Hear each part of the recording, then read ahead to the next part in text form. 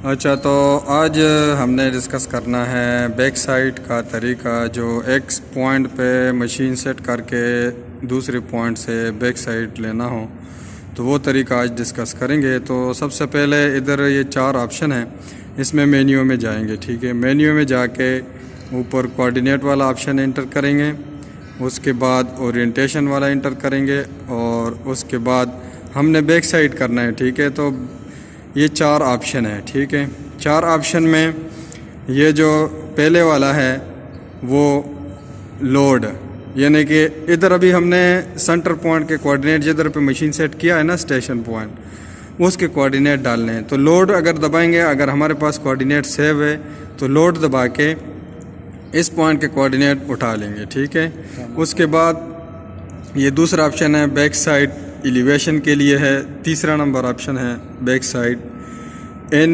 Northing, easting और Z का मतलब एलिवेशन। तो इसको हम लगाएंगे बैक साइड BSNEZ।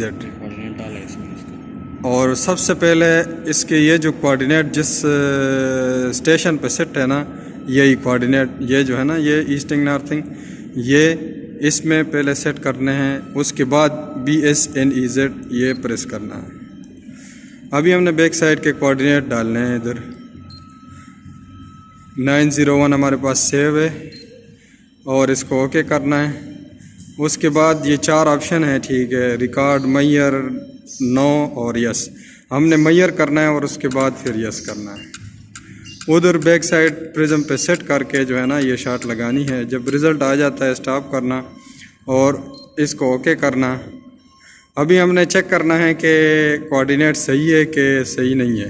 ठीक है, तो एसओ में जाएंगे, एसओ में एसओ डेटा में, और उधर से लोड करेंगे जो पॉइंट बैक साइड की पॉइंट है 9001 है और उसको मैयर करेंगे।